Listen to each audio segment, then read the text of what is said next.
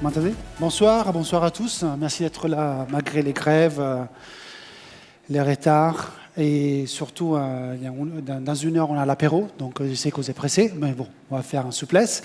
Donc, je me présente, je suis Julie Monteman, je suis responsable de Amazon Pay pour l'Europe. Je suis avec Amazon depuis janvier de l'année 2017. Donc, j'ai 3 objectifs pour ma présentation ce soir. Premier objectif, c'est de partager avec vous comment ça marche un peu le processus d'innovation chez Amazon. Donc, j'ai eu pas mal de questions ces jours-ci. Donc, je suis content de partager un peu quelques petits secrets de comment ça marche et vous donner des exemples concrets des produits qu'on a mis à disposition de marchands ou des entreprises pour les aider à se développer plus vite et acquérir de nouveaux clients. Deuxièmement, je veux bien évidemment vous présenter Amazon Pay, pourquoi, comment ça marche et quels sont les avantages pour les entreprises. Et finalement, présenter aussi, on a un partenariat stratégique qu'on annonce aujourd'hui en exclusivité au Salon de Monaco avec un leader e-commerce très important pour notre développement en France et en Europe. Donc, alors, comment ça marche le processus d'innovation chez Amazon? Amazon, c'est une boîte qui travaille à travers des leadership principles, donc des principes qui ne sont pas des slogans un peu vides qu'on partage à la fête de fin d'année, mais c'est vraiment des règles qui déterminent notre manière de dialoguer, de communiquer, de travailler entre nous, et ce sont des règles très très concrètes. Alors, il y a pas mal de littérature qui a été produite sur les leadership principles d'Amazon, je ne vais pas passer beaucoup de temps, mais pour vous expliquer comment les leadership principles sont liés au processus d'innovation, je vais me concentrer sur peut-être le principe le plus important au sein d'Amazon. Et c'est ce concept d'obsession client, ce qu'on appelle en anglais Customer Obsession. Donc, tout chez Amazon part à partir du client. En fait, on met le client au milieu et tous les concepts, tous les produits qu'on développe, on développe en fonction de besoins des clients. Et on a un processus un peu particulier qu'on appelle le processus en anglais de working backwards from the customer. Et en français, je ne sais même pas si les termes existent, on peut l'appeler un processus de rétroconception. En fait, on imagine une échéance dans le futur, de 3 ans, 5 ans, même des fois 10 ans. Et nous faisons comme si nous étions déjà à cette échéance et nous rédigeons un communiqué de presse. Un communiqué de presse avec des mots très très simples qui expliquent comment les produits marchent ou les services marchent et quels sont les avantages pour les consommateurs avec les questions et les réponses qui vont avec. Et ces processus, en fait, ça nous force déjà à être libérés complètement de la contrainte du temps, parce qu'on ne travaille pas forcément à court terme avec un projet ou un produit qu'on doit lancer dans les 30 jours, dans les 6 mois qui viennent, mais c'est dans le temps de l'imaginer. Et deuxièmement, à travers ces process, on construit toutes les étapes qui font en sorte qu'on va combler la distance entre cette échéance dans les futurs et là où on en est aujourd'hui. Et on utilise ces processus pour tous les services et tous les produits qu'on lance sur les marchés. Bien évidemment pour les produits qui ont beaucoup de succès et aussi pour les produits, des gros échecs qu'on a eu, on a eu pas mal chez Amazon. Ça, c'est un peu comment ça marche les processus d'innovation. Je vais me focaliser sur des produits qui ont eu beaucoup de succès, comme Amazon Marketplace et AWS. Amazon Web Services, c'est notre service cloud. Et Amazon Pay, qui c'est un produit un peu plus jeune par rapport aux autres, et pour le moment beaucoup plus petit. Donc Amazon Marketplace, c'est un véritable levier de croissance. Je vais partager avec vous quelques chiffres sur la France. Déjà aujourd'hui, il y a 10 000 TPE et PME en France qui utilisent la plateforme Amazon Marketplace pour vendre leurs produits. Plus de 50% de ces vendeurs vendent à l'étranger, vendent à l'international. Et il y a plus de 50% de tous les produits qui sont vendus aujourd'hui sur Amazon.fr sont des produits qui vendent à travers la marketplace. Donc, ce n'est pas Amazon qui vend en direct, mais c'est des vendeurs tiers qui vendent sur la plateforme marketplace.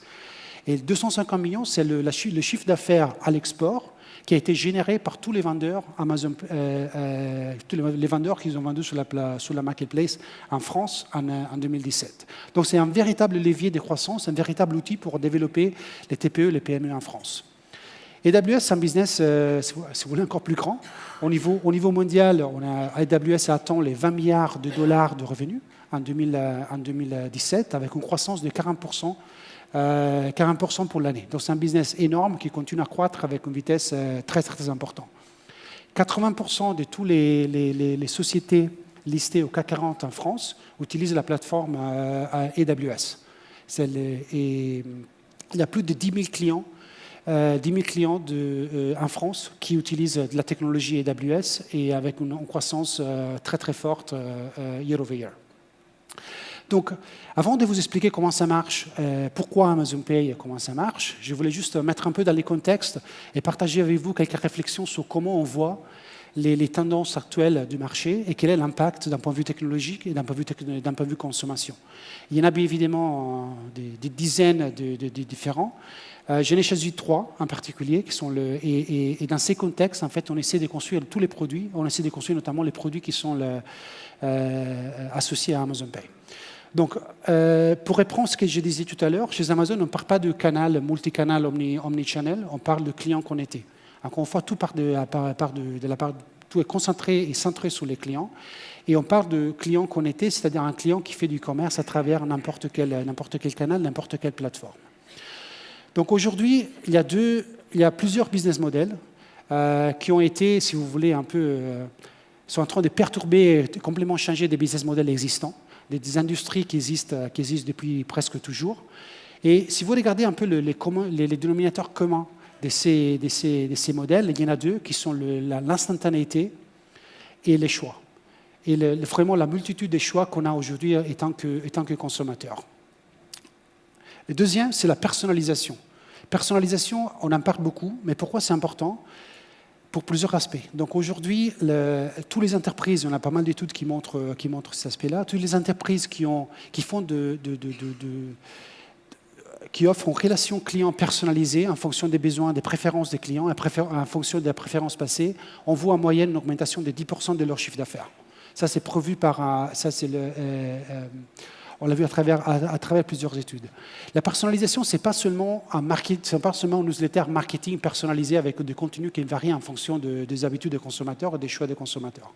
Si on prend ce concept de personnalisation dans un contexte de consommateur connecté, il y a pas mal d'entreprises dans la salle, je sais que vous le faites déjà, qui essaient de construire une relation de fidélisation avec les clients à travers n'importe quel canal et n'importe quel outil.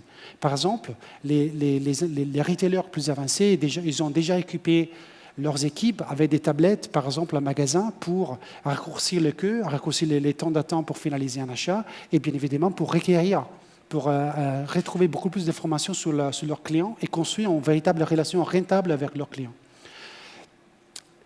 Ce qu'on voit par exemple en Europe, c'est 25% de tout l'e-commerce aujourd'hui, c'est déjà click and collect. C'est-à-dire je passe la commande en ligne, après je passe à un magasin pour retirer la marchandise. Au UK, c'est presque 40%, avec un taux de croissance de 45% par an. Et je sais encore une fois qu'il y a pas mal d'entreprises, pas mal de sociétés, pas mal de retailers dans la salle qui utilisent ces concepts de click and collect pour encore une fois établir et construire des relations avec leurs clients. Et troisièmement, c'est vraiment la voix, la nouvelle interface. Donc, c'est une interface dans laquelle on est en train d'investir beaucoup et qui grandit très très vite. Je peux partager énormément pas mal de chiffres sur la voix, mais aujourd'hui, si par exemple on regarde, j'attends les photos parce que tout le monde est en train de prendre des photos, donc voilà. Je vous envoie la presse après, c'est pas grave. Ok. Alors, il y a pas mal de chiffres sur la voix dont on peut parler. Les chiffres, ce qui m'impressionne le plus, c'est qu'à la fin 2015, il y avait presque 0 recherche faite à travers la voix sur un device connecté. À la fin 2017, il y a déjà 20%. Ça veut dire 50 milliards de recherches qui sont faites par la voix par mois dans le monde entier. Si on continue comme ça aura peut-être 200 milliards d'ici la fin 2021, qui seront faits à travers la voix sur un dispositif mobile ou un dispositif éco, un assistant digital à travers la voix. Donc la voix, c'est vraiment, nous la voyons un peu comme un mobile en 2003.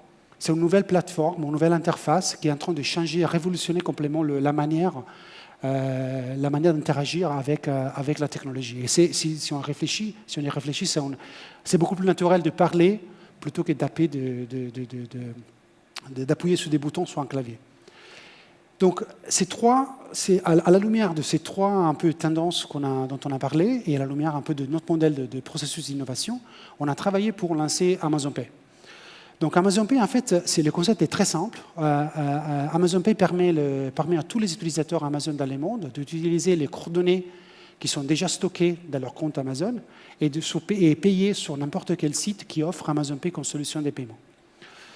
Donc, sous les 300 millions d'utilisateurs actifs d'Amazon dans les mondes, en 2017, des clients en provenance de 200 pays différents ont déjà utilisé Amazon Pay pour payer. Donc, là, par définition, on donne accès à toute la base à Amazon Pay dans les mondes entiers. 38 millions sur les 300 millions ont déjà utilisé Amazon Pay pour payer, avec une croissance de 5 millions par rapport à la fin 2017. Et la base marchand a grandi de 80%. Si on regarde la base marchand à la fin 2017 par rapport à la fin 2015, on a presque triplé la taille de la base. Un aspect très important, c'est que plus de 50% de tous les utilisateurs Amazon Pay sont des utilisateurs Prime. Et ça veut dire que les utilisateurs qui consomment, qui dépensent plus que la moyenne, beaucoup plus que la moyenne, et sont des utilisateurs qui achètent sur Amazon ou ailleurs très fréquemment. Ça veut dire que ça présente plusieurs avantages. Ça veut dire que les coordonnées des paiements sont à jour, les coordonnées des livraisons sont à jour, et les coordonnées de risque sont à jour. Parce que les utilisateurs qui achètent à travers Amazon, très souvent, et donc on connaît très très bien, et ça nous aide à donner accès.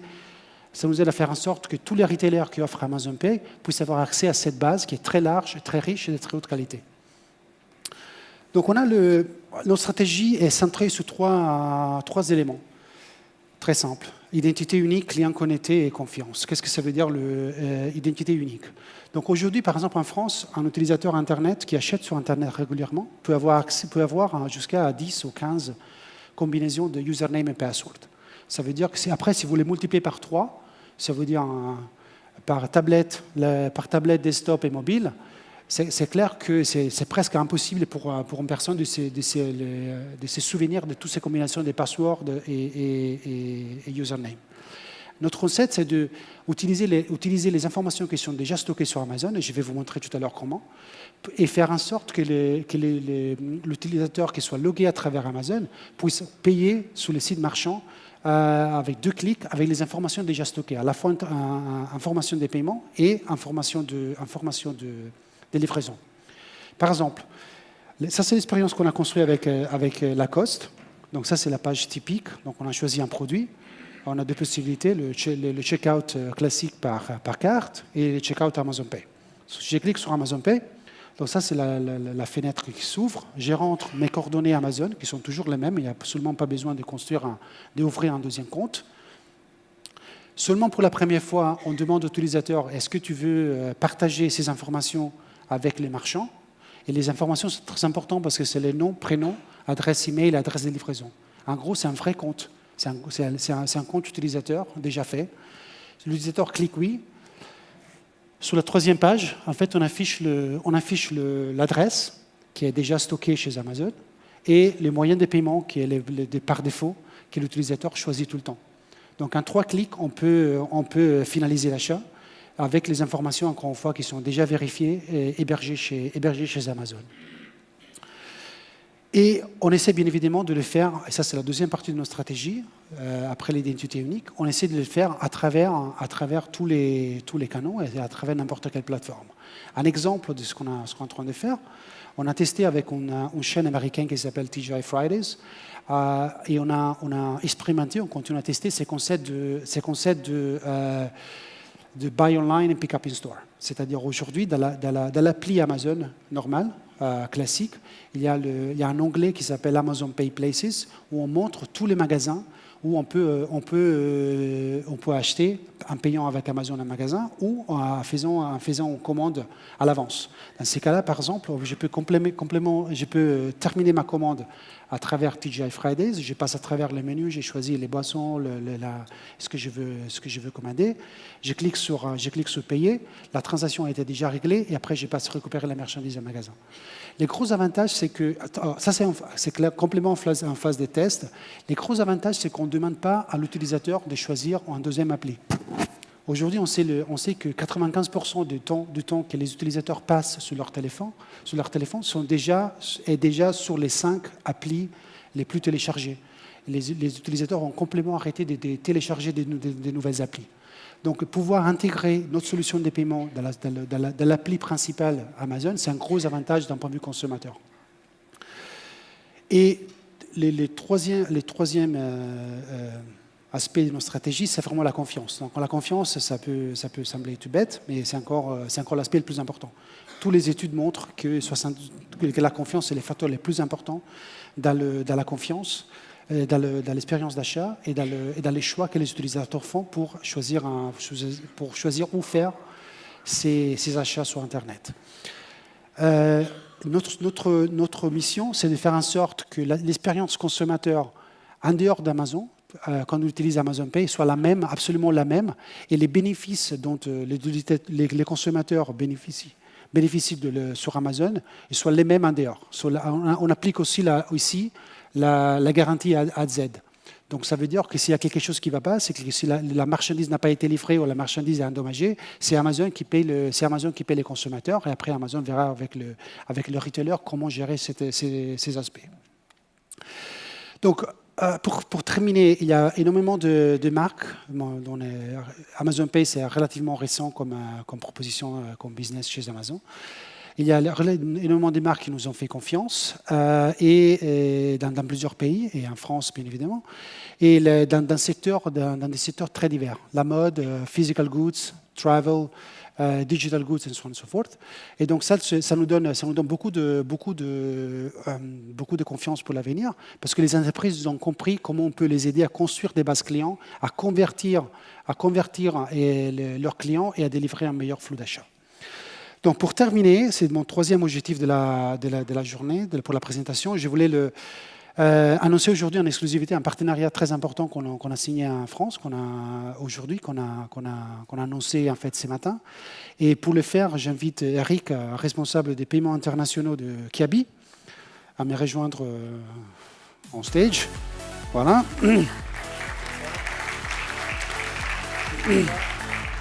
Voilà, donc on a signé un partenariat avec Kiabi, un leader de e-commerce en France.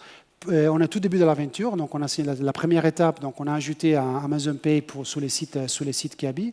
Donc je laisse Eric nous présenter un peu le partenariat, Kiabi en général, et après on reparlera un peu je vais te poser quelques questions. Merci Julio, bonsoir à tous.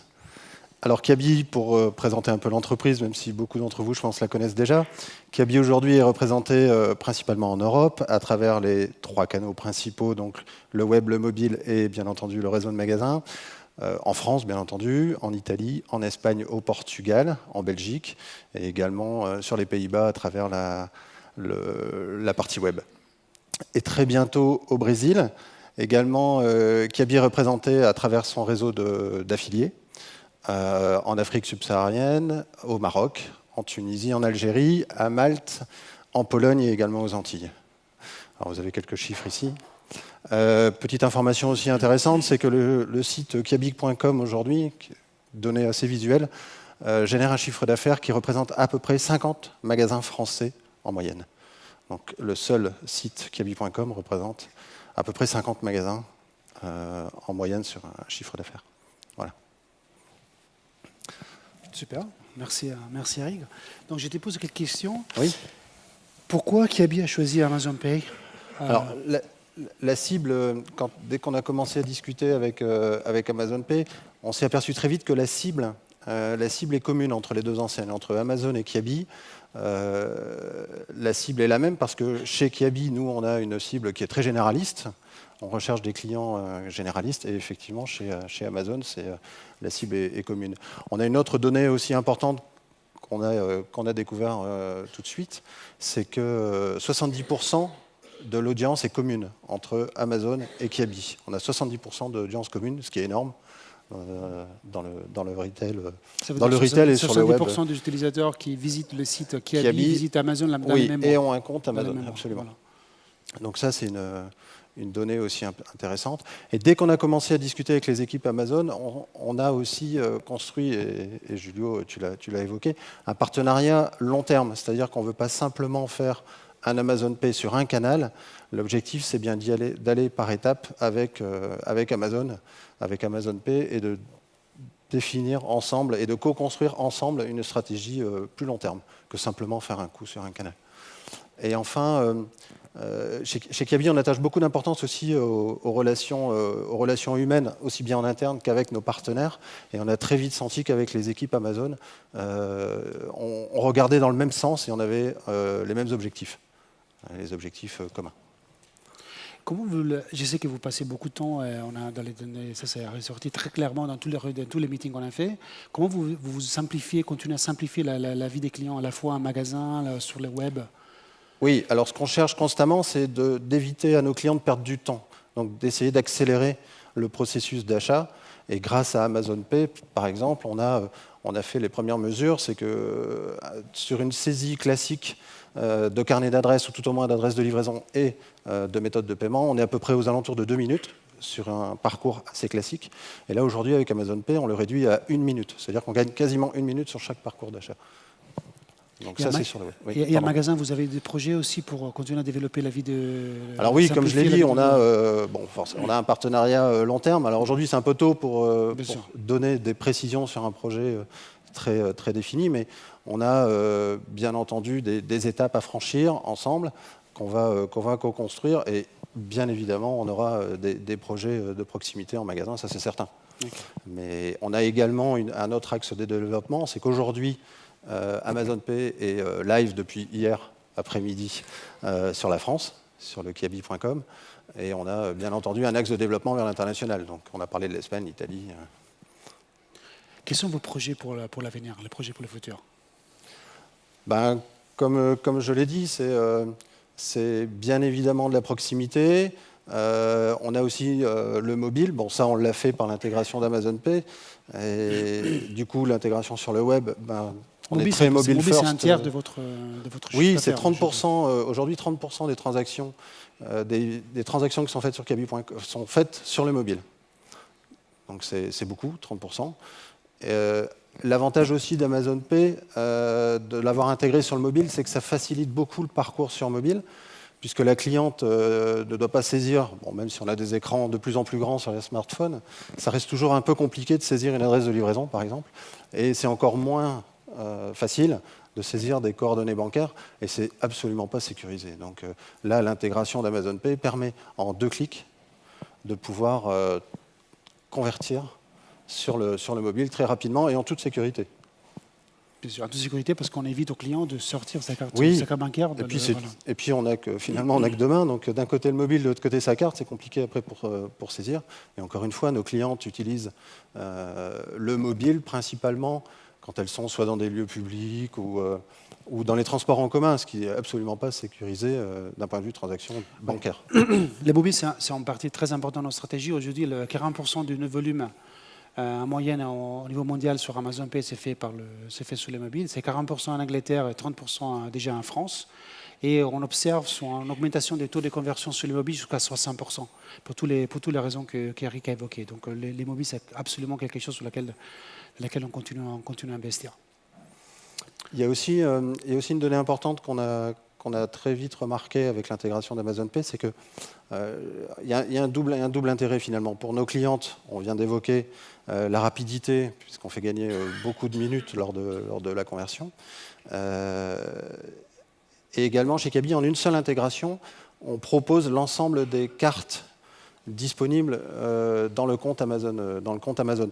C'est-à-dire que là où aujourd'hui, nous, chez Kiabi, on aurait pu faire une intégration par carte, par typologie de carte bancaire, en une seule intégration avec Amazon Pay, on récupère tout le wallet, toutes les cartes, tout le portefeuille de cartes disponibles que le client a déjà renseigné sur Amazon Pay.